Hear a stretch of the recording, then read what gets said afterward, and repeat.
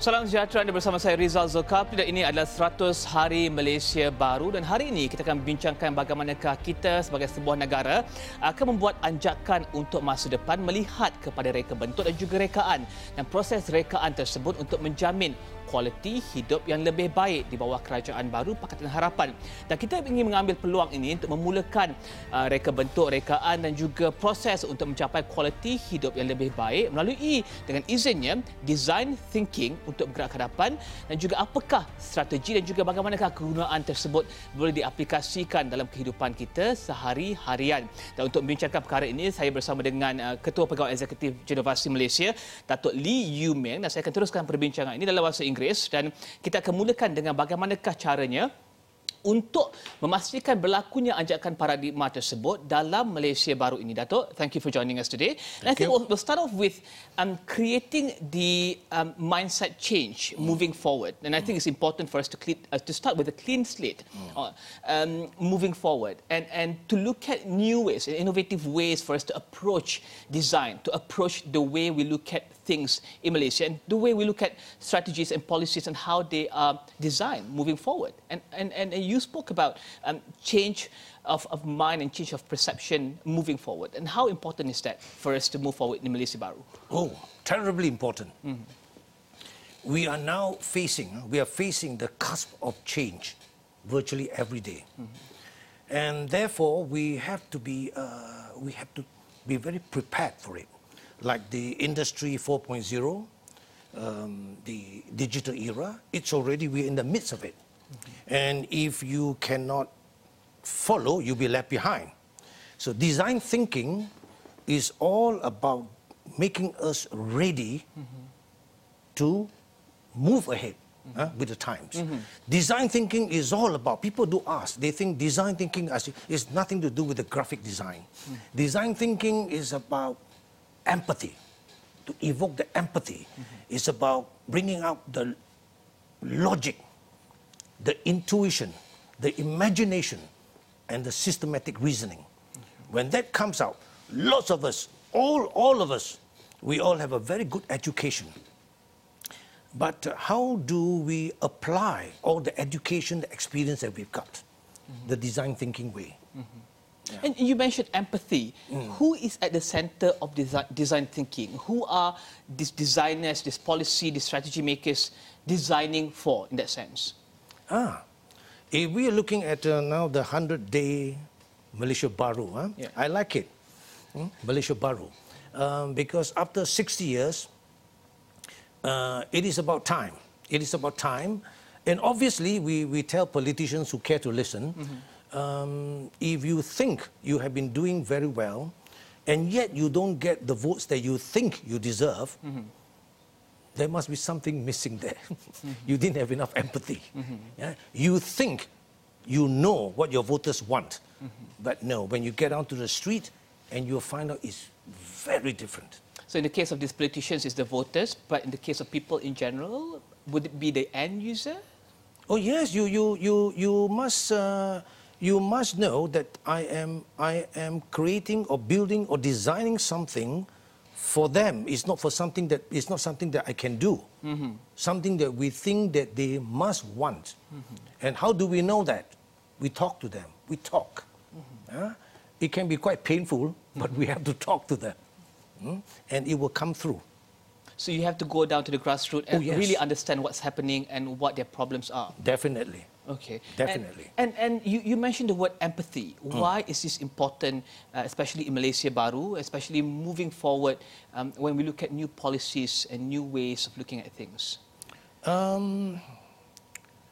The old administration, the previous administration, they have so much experience, and they have got a lot of power.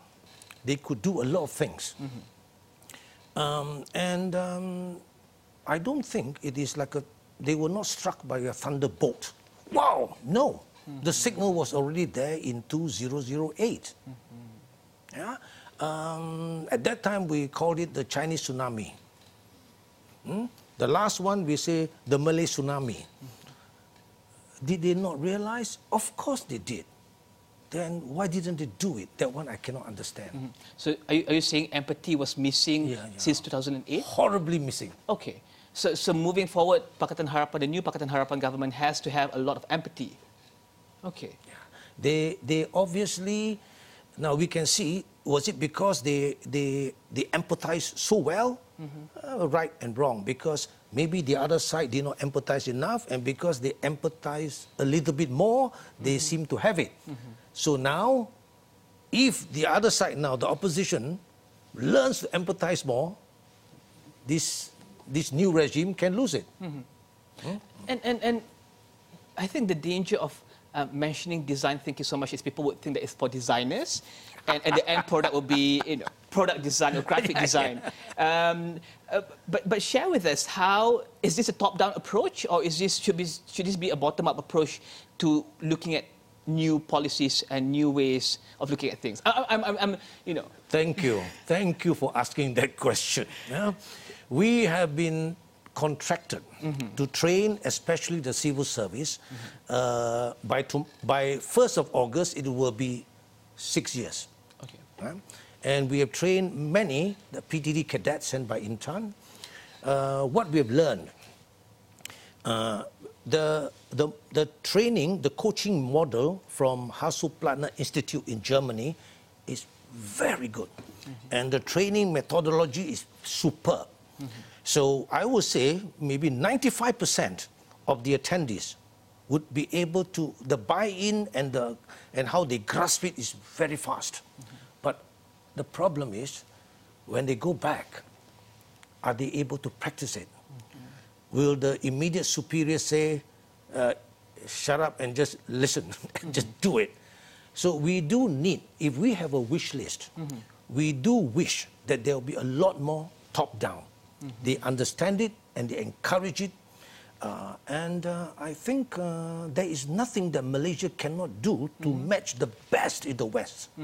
It's just to think better, and we can, if we are allowed to think. Okay, let's talk about that, if we were allowed to think, and how should we think moving forward. Let's talk about that when we come back after the break. Dan kita akan berehat seketika, kembali selepas ini.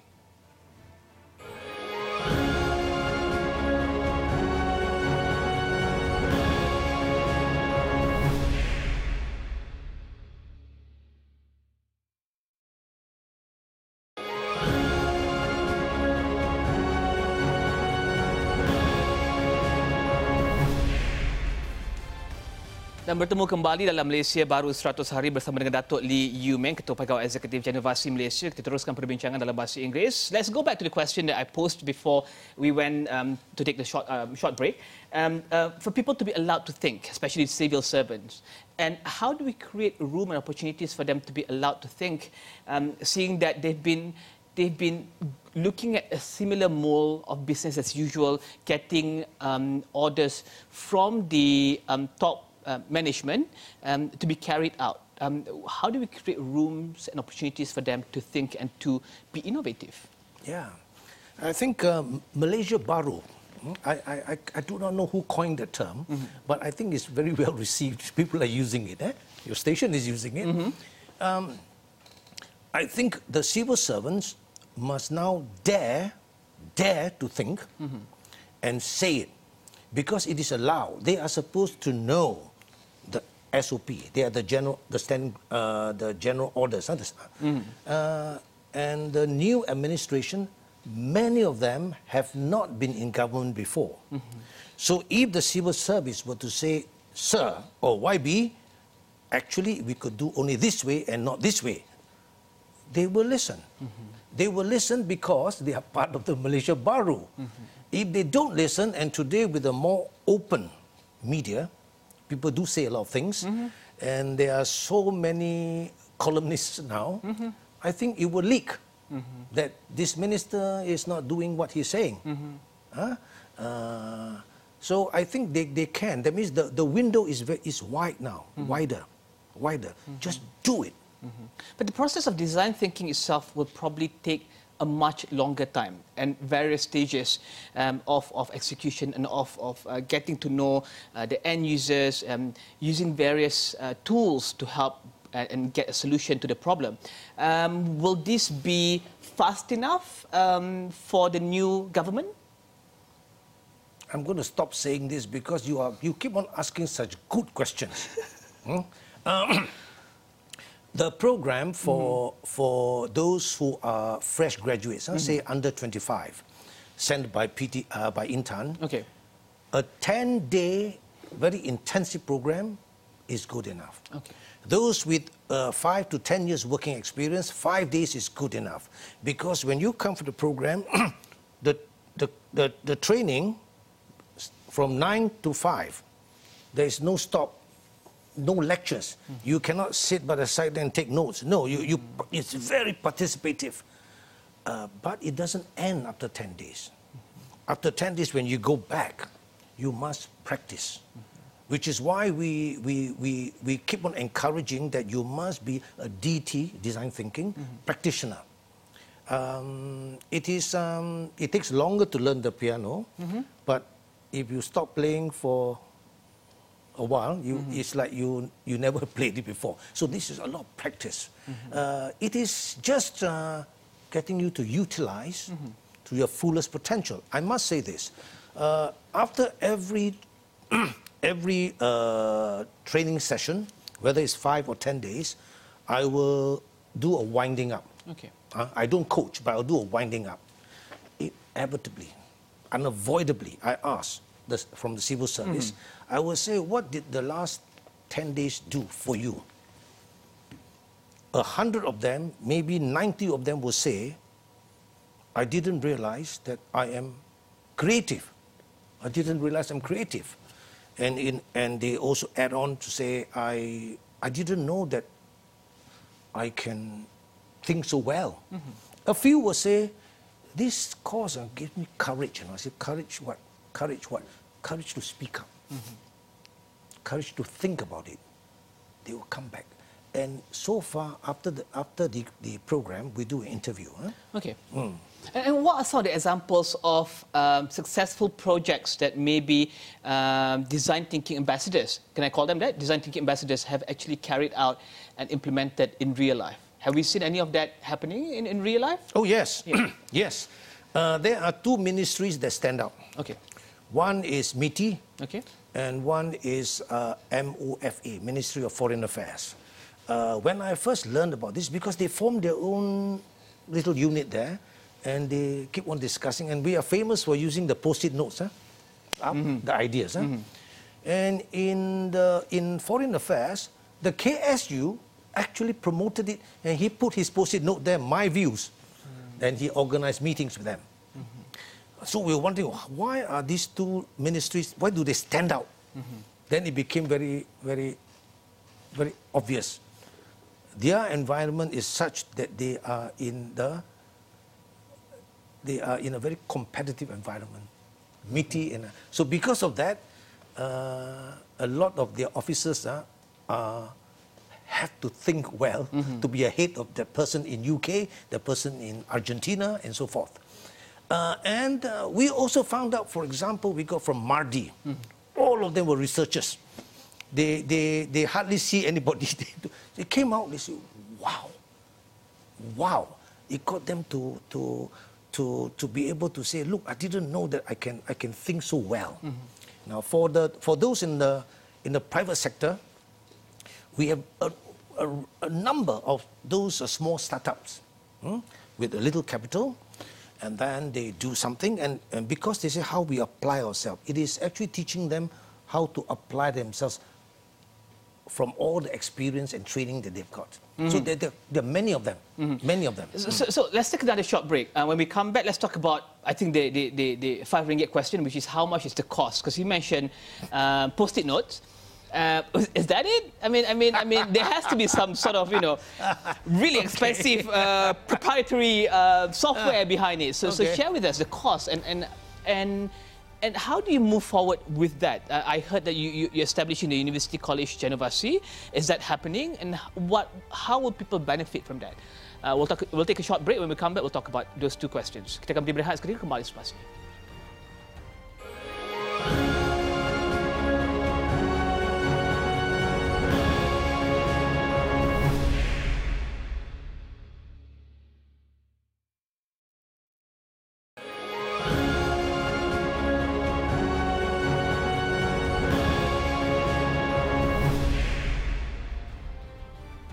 Dan bertemu kembali anda bersama saya Rizal Zulkifli dan juga Datuk Lee Yew Meng daripada Genovasi Malaysia. Datuk, let's look at the cost for design thinking. I think cost should be a very sensitive, organizations should be very sensitive to cost moving forward. You mentioned post-it notes. Is that it? Is there a major, huge software behind it for people to, train and for people to use that to improve their organizations moving forward? What was the secret behind this design thinking process? Finally, you have asked me a bit awkward question for me to answer, but it's okay, it's fine.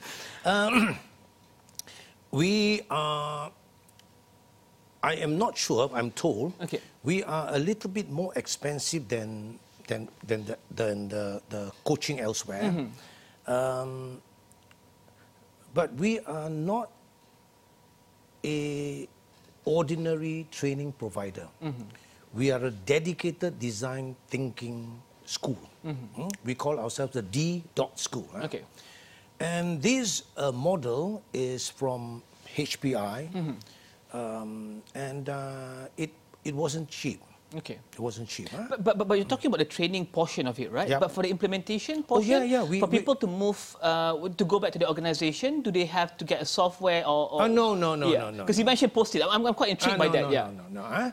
It is the way we do things. For example, when we say the post-it notes, how we organize meetings. The traditional way would be you have the flip chart, and you have the boss who talks. They listen. The way we introduce it is that all the 10 people in the meeting are involved in the discussion.